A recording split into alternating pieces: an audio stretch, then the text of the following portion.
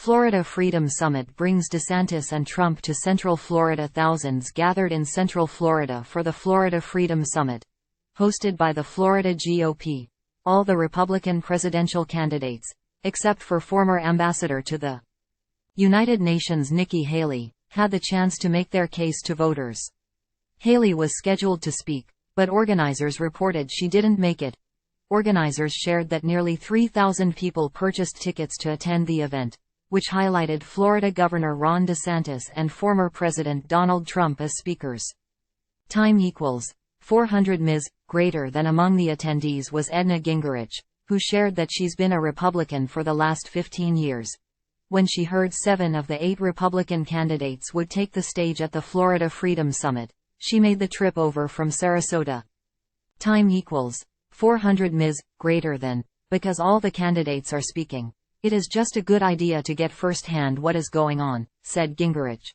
She, like many other Republicans attending, hopes to hear the candidates address the issues most important to her, on the border, and tax law, Israel.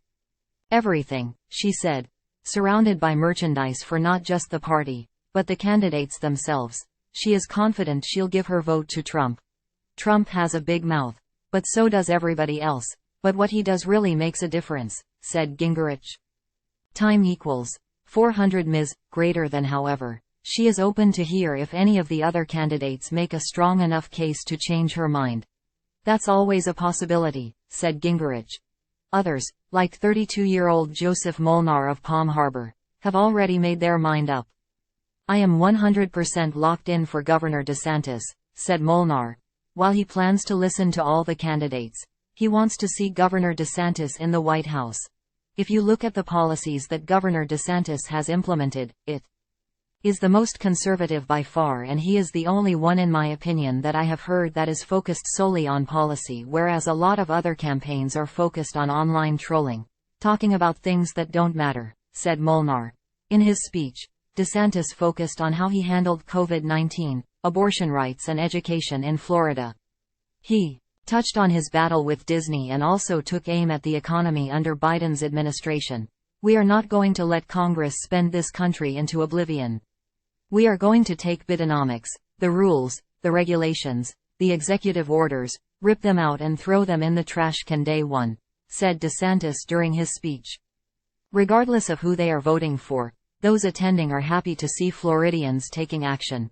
Really great to see so many people here show up, and I think that means that they are engaged and ready to partake in the political process, said DeSantis.